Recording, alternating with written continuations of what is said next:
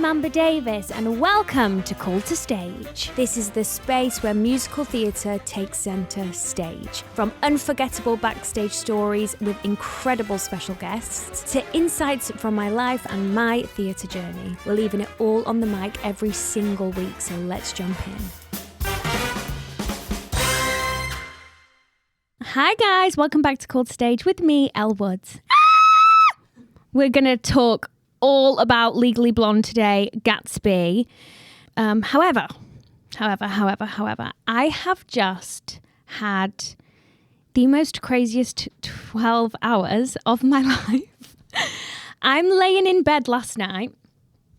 I get a call from my agent. It's 9:30. I see him pop up on my phone and I'm like, what the hell is going on?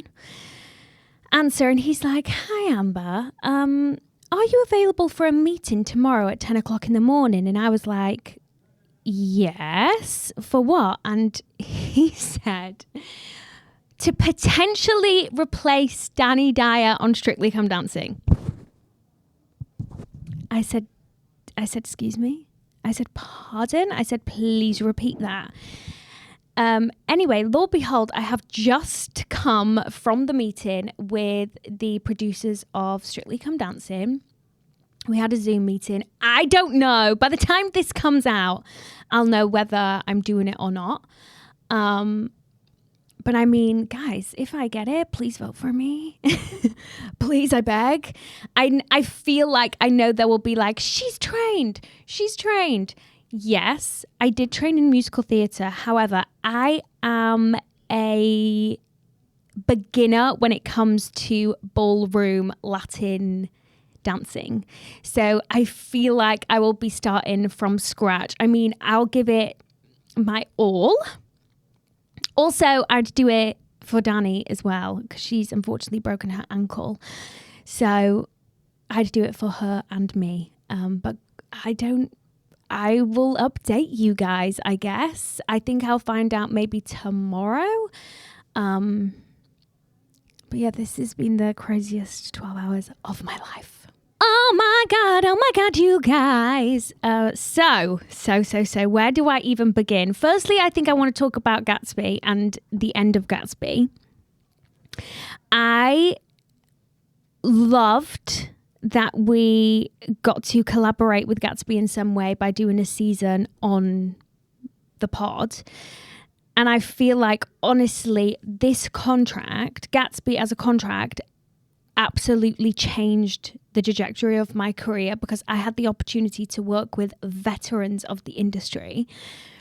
Those people I was sharing the stage with had taught me so much. I'm not joking. For example, Rachel Tucker, I would listen to her every single night side stage. I would nitpick how she's singing One Way Road and Second Hand Sue, where she's placing her vowels, where her tongue movement is. And I actually learned so much on this job. Working opposite Corbin Bleu, Jamie Muscato, Francis Malin McCann, John Owen Jones, John Robbins, Amy Fisher, like the way that they brought so much professionalism to this contract and I could actually take stuff and put it in my toolbox. I'm so grateful. I watched Jamie, guys, and his acting. He is one of the most thought through actors I've ever worked with. And I watched and I learned, and I felt like throughout the 6 months, I even grew as a performer. And yeah, it's just been one of those contracts where I needed it. I needed it in my career because I learned so much. I was always meant to do it. Obviously, Jordan as a character, I've never played anything like her before. I've always been the girl next door vibes, you know, Judy Burnley, Campbell in Bring It On. Very sweet, innocent girl with a big storyline and a big journey to kind of go on. And Jordan was there for a good time. She just loved to party. She loved drugs. She loved intercourse, you know. And I just looked at it and I thought, this has got me written all over it. Not that I'm like into all that stuff. You know what I mean though? Like it was more of just like a risk-taking kind of role. And I've got to say, New Money, that 6.5 minute number every single night. No one actually understands there is no run up to New Money as a number. You do the first scene. I think I was on stage for like 15 seconds before I exited to do my New Money change. There is no run up. So New Money kind of pops out of the blue for Jordan, and you have to kind of musk up this energy from the bottom of your belly to commit to this 6 minute number. And I was actually seriously impressed with how my stamina grew. There was like halfway mid-contract where I could have done New Money twice full out back to back. Like my stamina was impressing me. But it took a long time to get there. If I listened to New Money's bootlegs from like early on in the run, like for example, week 1 of shows, I sound like a complete different person. But yeah, it's just been the best contract. Definitely the best show I've ever done. The best cast I've ever worked with. The team, like Dominic Kelly, obsessed with him. His choreography, like if he isn't up for an Olivier for best choreography, I will eat my hat. Like he is incredible. Jason Howland, I mean, I used to sing Astonishing from Little Women in college all the time, and then I get to work with him, you know, and it's just like, what is life? And I feel like originating a role, I know it's already been originated on Broadway, but to bring her to London, originate her in London at the London Coliseum, that was like on my bucket list. So the fact that I've been able to tick that off and make something mine, because I didn't actually see Samantha Pauly do it on Broadway. Obviously, I listened to her sing New Money on Spotify, but I really wanted to make her my own and bring my own wit and, you know, jazzy hands to it. And I feel like I did accomplish that, especially with like, I changed the end of New Money because I wanted to be that version to be identified with my version. Corbin Bleu. We have to talk about Corbin Bleu. I mean, the most generous, kind person I think I've ever worked with, including his wife, Sasha. I love her with all my heart.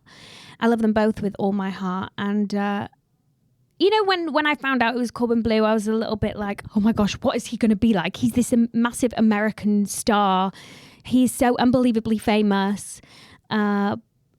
What is he gonna be like? And he was just so down to earth and so normal, and considering how successful he is, you know, I was like, is he gonna be a diva? And like, not 1% of him is anything like that. And he was so committed, and he really had my back.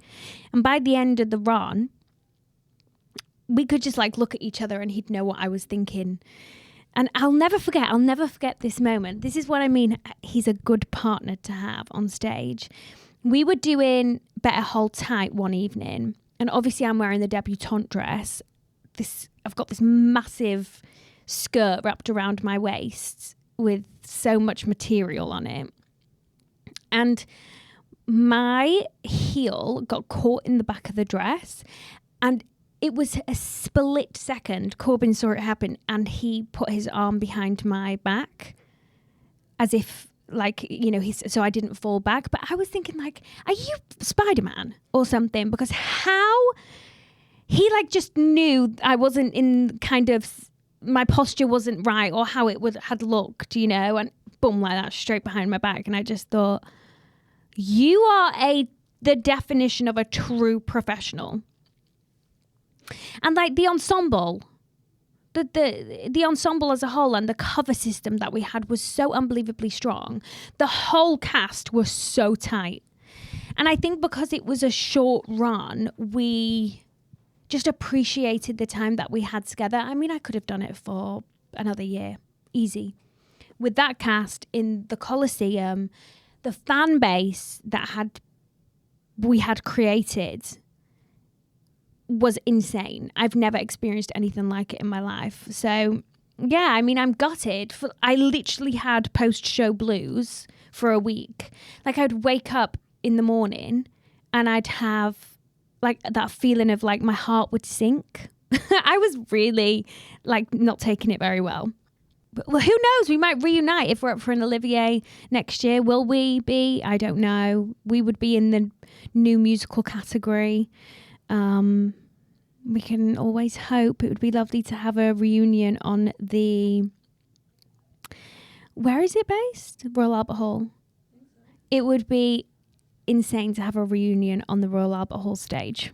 Put it like that. But who knows? Who knows? That is all out of our control, and what's meant for us won't pass us by.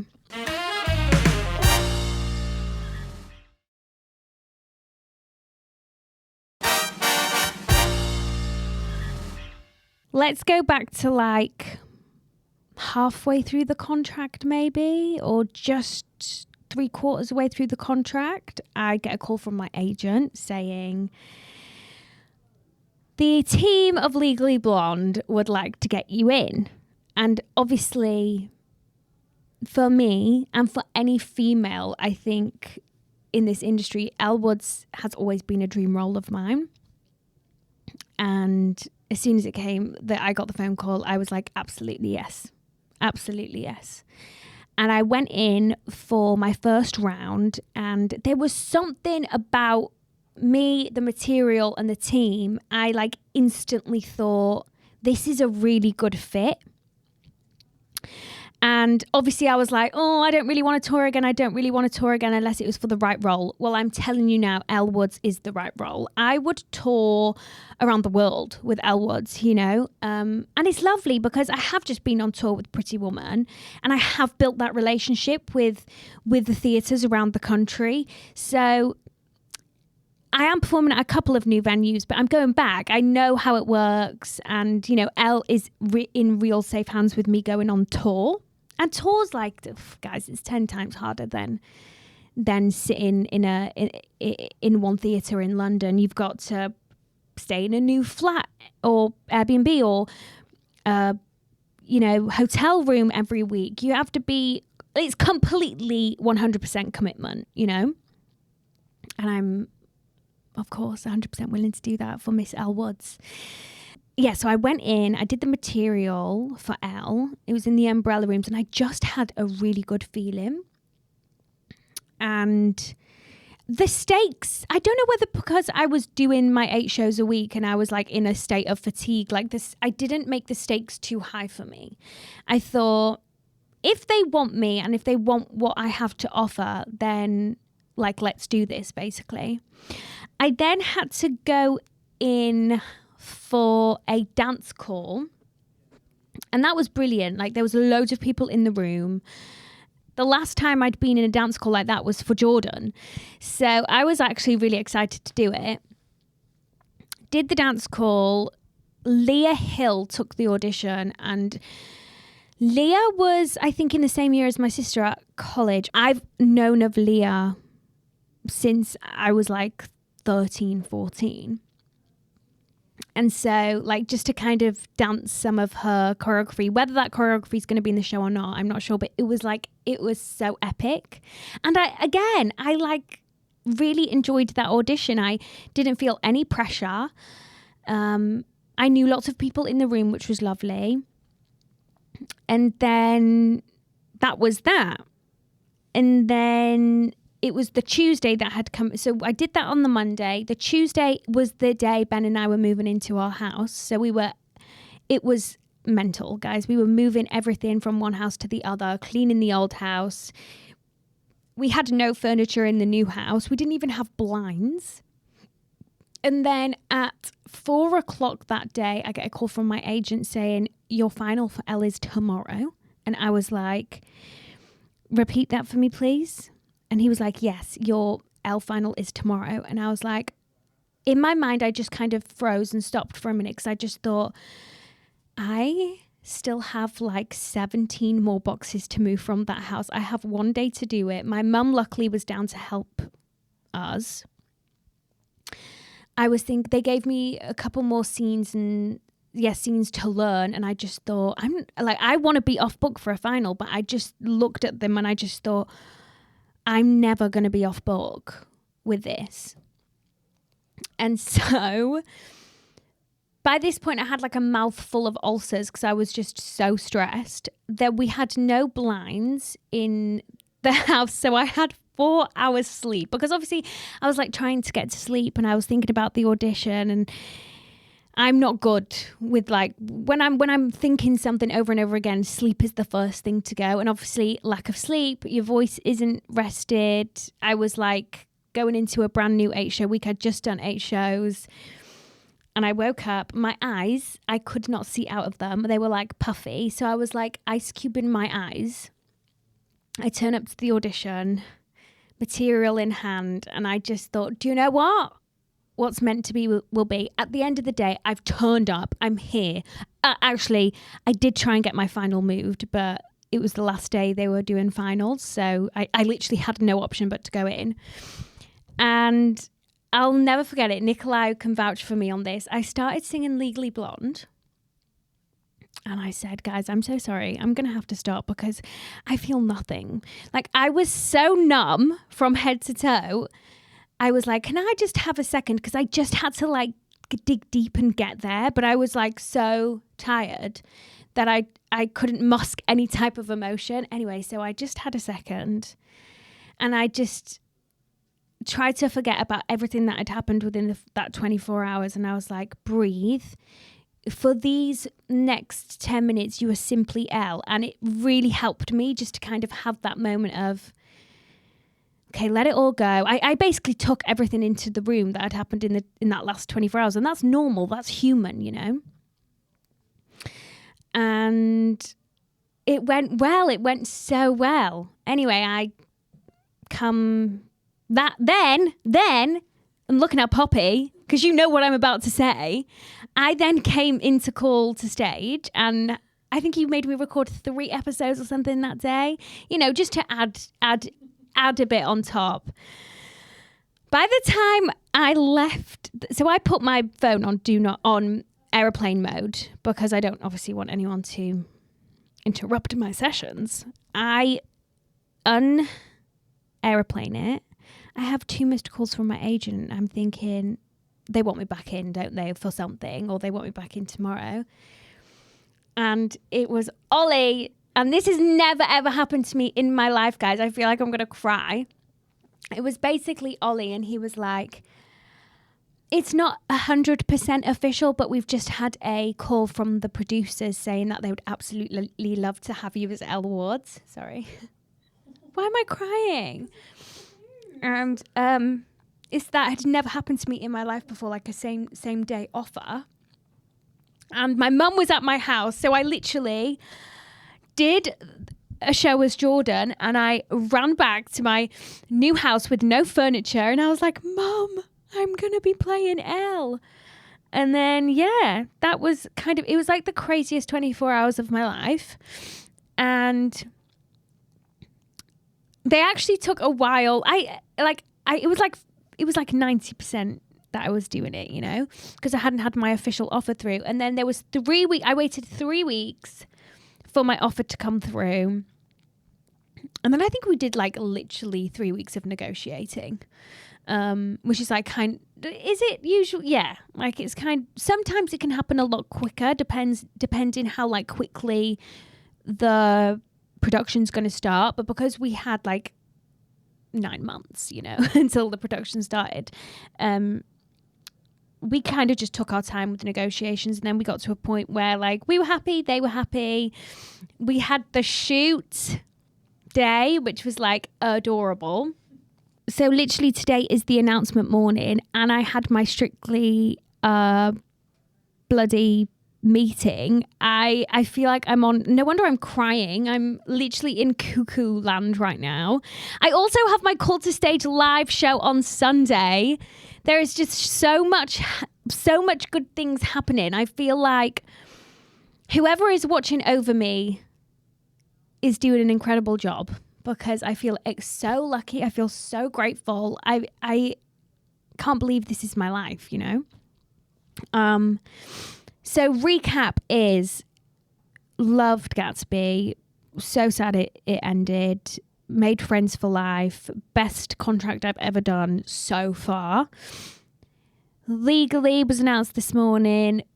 That is happening. Please book your tickets. Come and see us. And then, yeah, I guess in the next 48 hours, I will know if I will be doing Strictly Come Dancing. What the hell? Oh my God. I have to talk to you about this, guys. So me and Ben just came back from Greece. We had the best holiday ever. I just had a wobble halfway through the holiday because I was like, it's my birthday next week and it's my last...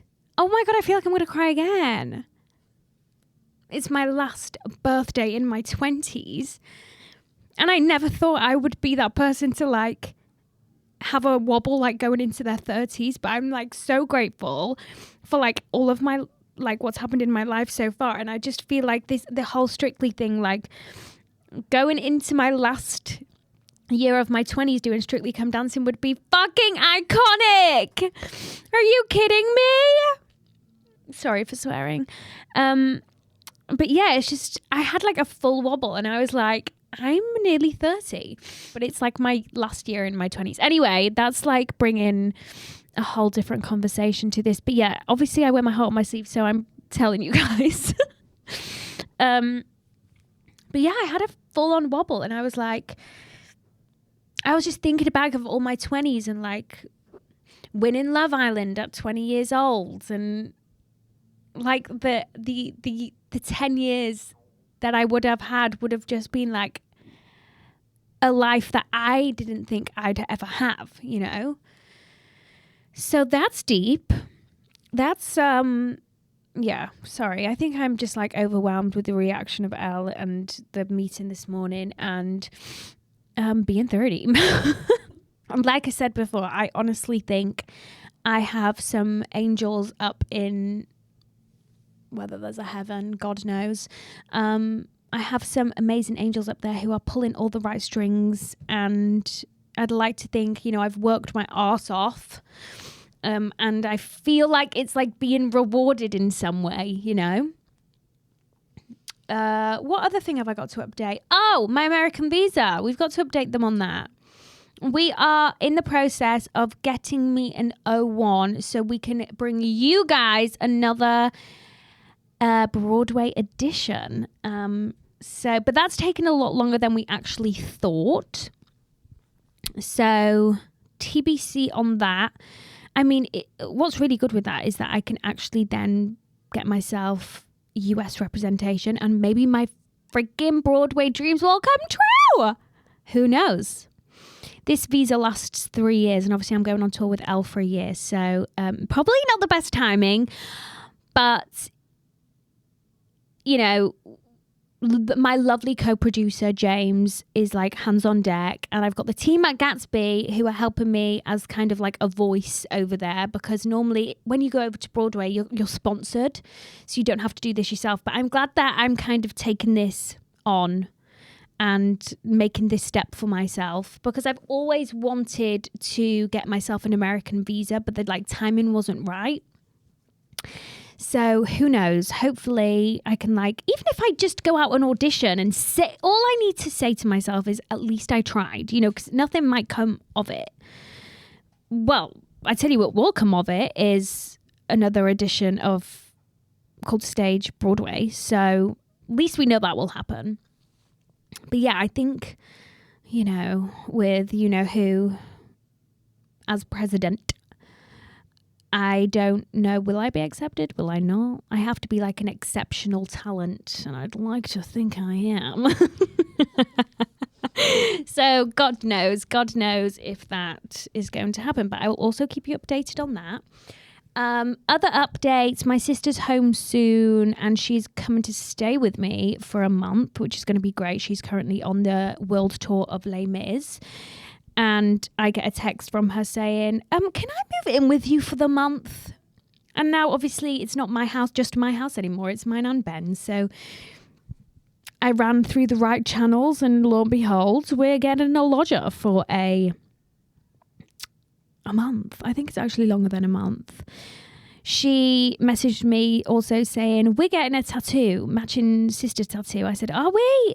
So I'll keep you updated on that one as well. I think I'm going to get little sis. She's going to get big sis. How cute is that? My TikTok journey. Guys, I am fully like part of the TikTok Live Club right now. So if you don't follow me on TikTok, it's Amber_Davies7. I go on live quite a lot and I'm actually thoroughly enjoying it. Basically, the youngsters of Gatsby, Taylor, Jared, Jamel, they were like, you need to go on TikTok Live. And I was like, I'm a millennial. Like, am I qualified? And they were like, absolutely, you are. And then it kind of became this thing on Gatsby where I'd always go live before a show. So follow me over there, especially, before January, because I'll be taking you on this Elle Woods journey with me. That's kind of all I've got to update you on. It's been a hot sec since we've done this. My eczema. No, I'm not going to go there. My eczema's triggering at the minute though. But yeah, that is the full recap. I want to say thank you to you all, because I know I say this all the time, but this podcast wasn't meant to be as successful as it was, and it seriously is.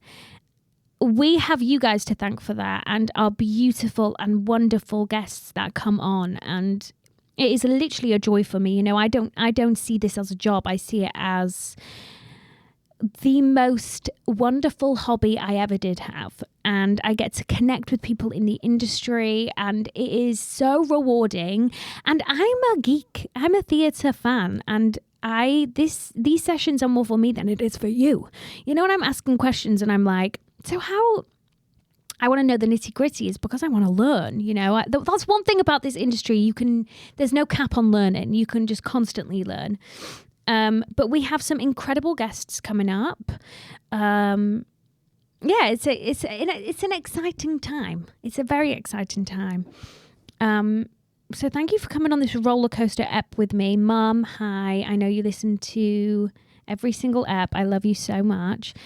And yeah, I will potentially see you on BBC on Saturday night. If not, I will be seeing you around the UK, coming to a theatre near you, playing Elle Woods. But thank you so much, and I love you all.